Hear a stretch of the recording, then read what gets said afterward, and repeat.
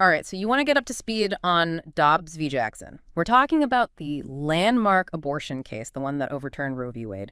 Huge implications, tons of debate, and you've given us the Supreme Court's official opinion, no filter, straight from the source. Let's unpack what's really going on here. Yeah, it's fascinating to be working with this primary source material, the actual legal reasoning behind such a monumental decision. Absolutely. No media spin, just the facts. Yeah. So we're on a mission here to unpack the key arguments, the historical context you won't get on the nightly news, and really grasp why this decision matters. Why should people care about this? Well, Dobbs v. Jackson goes way beyond abortion, It's about the Supreme Court's power, how they interpret the Constitution, and ultimately how it affects the lives of millions of Americans. Okay, so let's unpack this. The court comes right out and says, Roe v. Wade is overturned, no more constitutional right to abortion. That's huge. It is. It's a seismic shift. Overturning a precedent as ingrained as Roe v. Wade is incredibly rare. And it always sends shockwaves through the legal and political landscape. I mean, think about it. Roe v. Wade had been the law of the land for nearly 50 years. Half a century. So the court really zeroed in on the 14th Amendment, specifically the Due Process Clause, and they debated whether it protects a right to abortion. The court saying that any unwritten right has to be deeply rooted in this nation's history and tradition to be protected. That's a crucial point. The court is basically saying we can't create new rights based on our personal opinions. Our decisions have to be grounded in the historical understanding of the Constitution. Which brings us to their deep dive into the history of abortion law, both in the U.S. and England, and they highlighted how most states criminalized abortion back when they adopted the 14th Amendment. Yeah, it's fascinating how they use this historical analysis to support their decision. They argue that because abortion wasn't widely accepted as a right when the 14th Amendment was ratified, it can't be considered a fundamental right protected by that amendment. They even pointed to specific historical examples like Blackstone's Commentaries, a major legal text from the 18th century that classified abortion as a crime.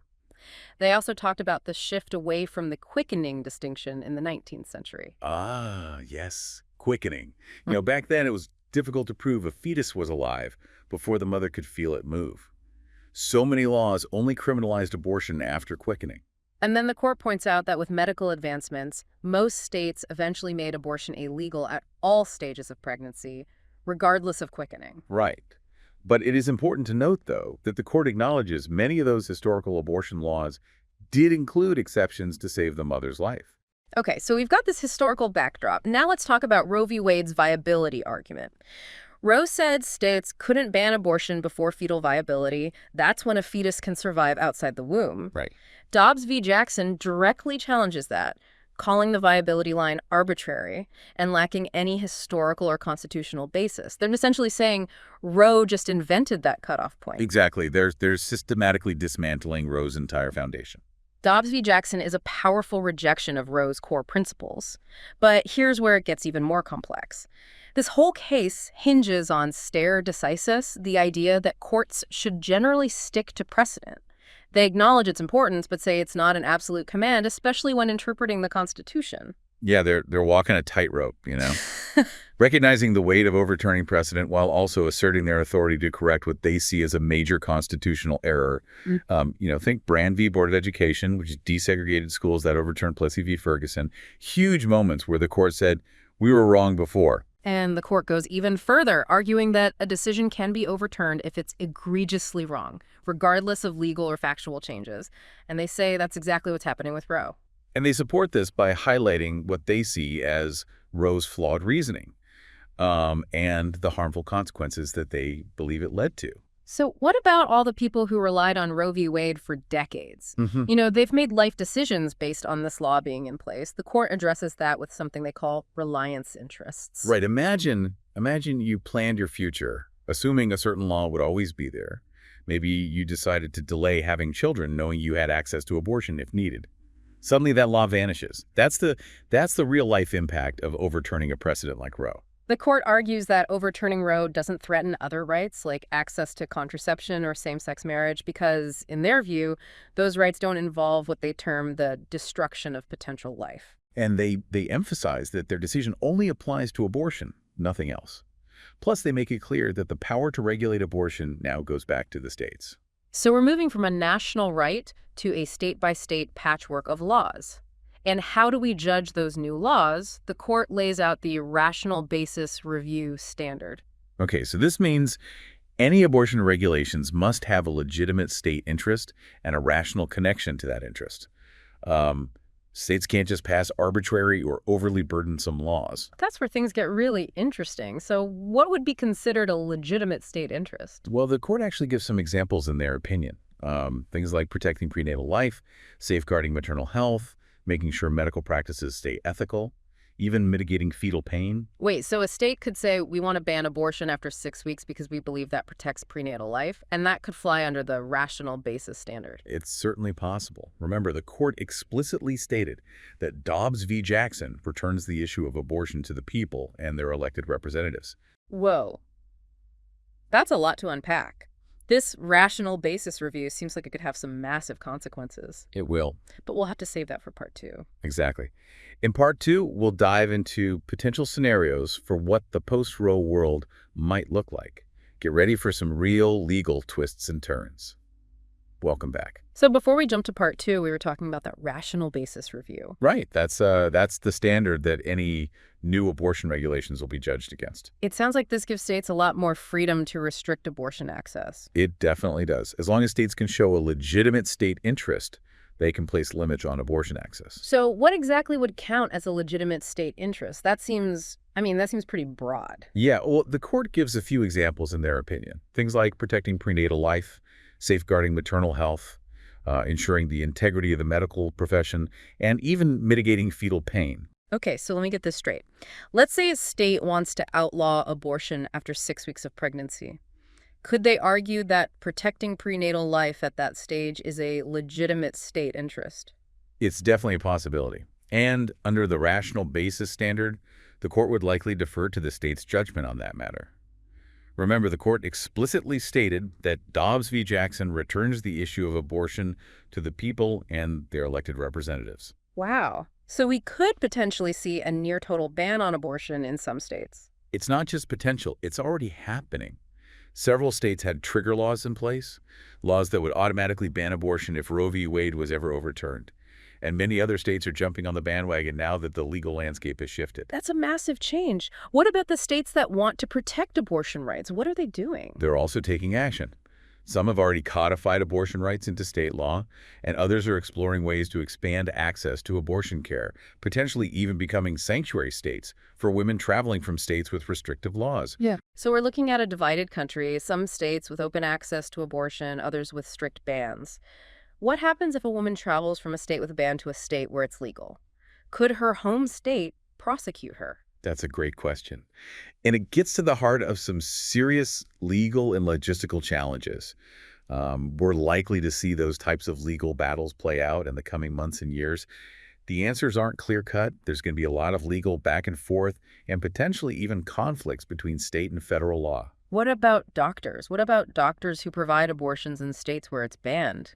Could they face legal trouble? Absolutely. That's another area where we can expect to see legal challenges and a lot of uncertainty. It all sounds like a legal minefield. What about the real-world consequences for women living in states with these restrictive abortion laws? Yeah, that's a major concern.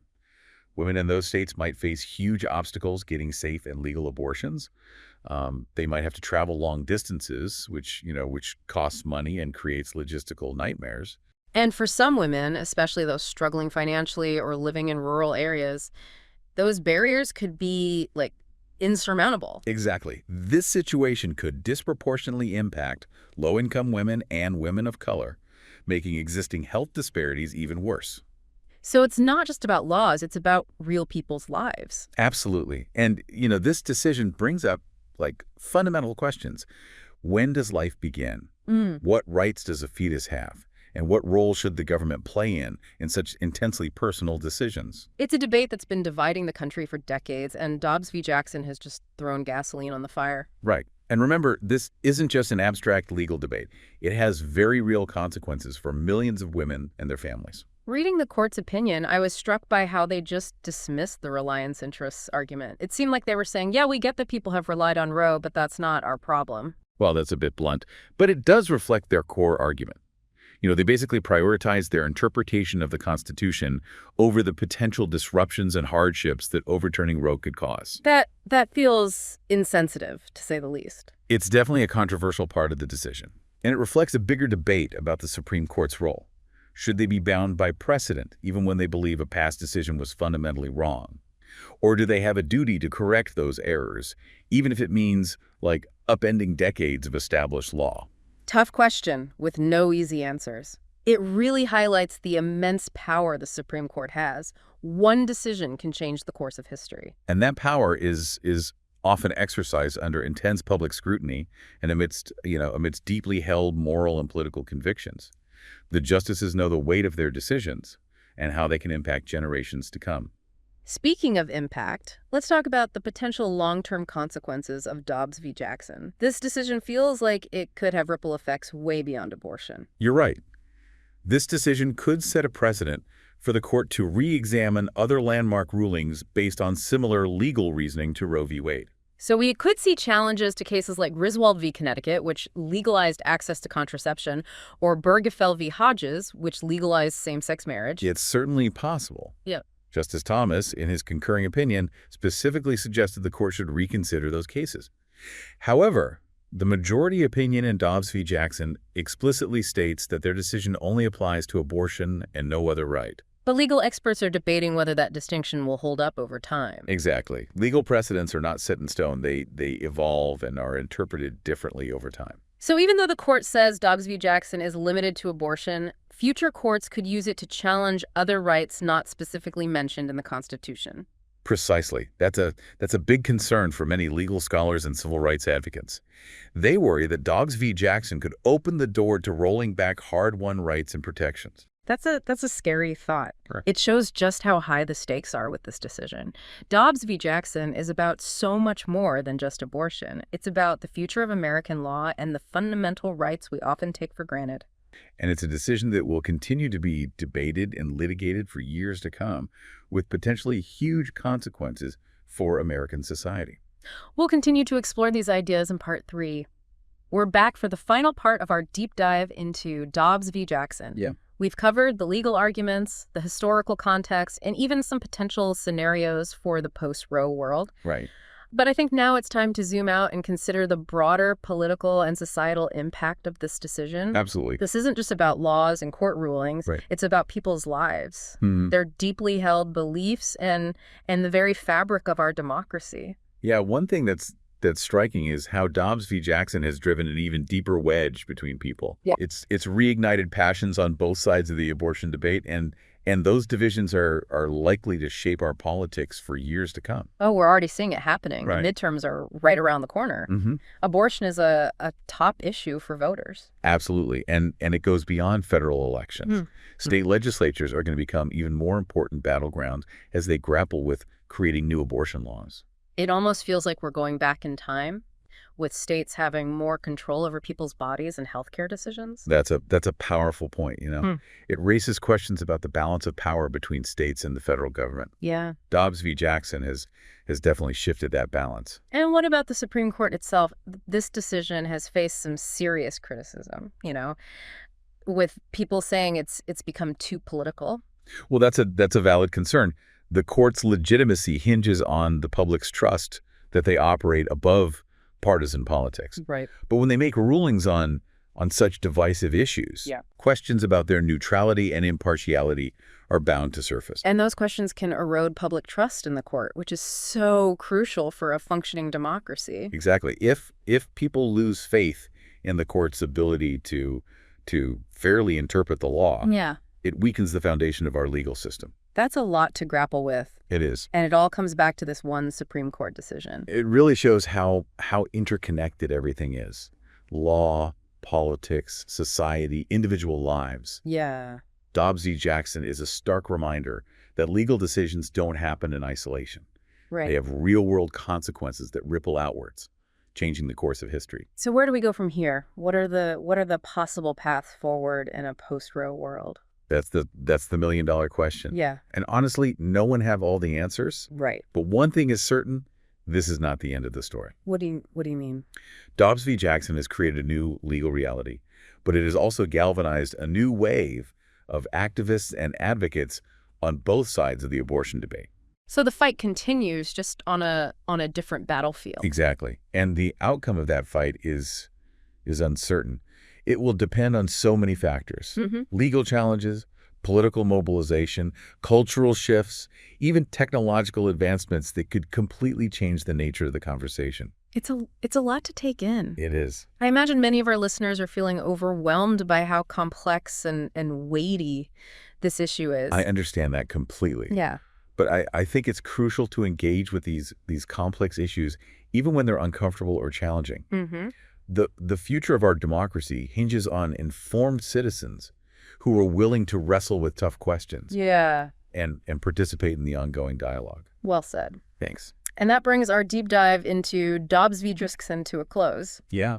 We've covered a lot of ground, but as we've seen, this is just the beginning of a long and complicated chapter in American history. And we urge our listeners to continue exploring these issues, to seek out different viewpoints, and to engage in thoughtful conversations about the future they want to see. Yeah. Because in the end, the future isn't set in stone. Yeah. It's something we build together, one conversation, one decision, one vote at a time. Couldn't have said it better myself. Thanks for joining us on this deep dive. Thanks for having me.